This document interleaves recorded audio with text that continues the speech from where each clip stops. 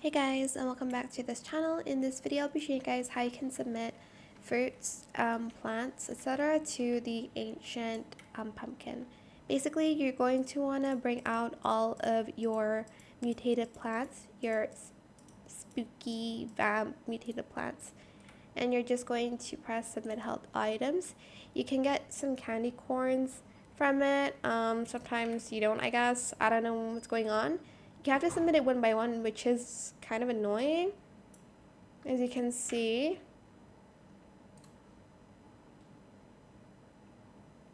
And you don't really get a lot from it, so I don't know if this is good or not. I still think it's just better if you submit plants to the witch.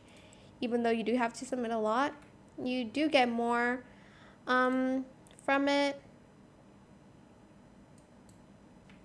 Oh my gosh, do we only get 5 from it? That's not cool.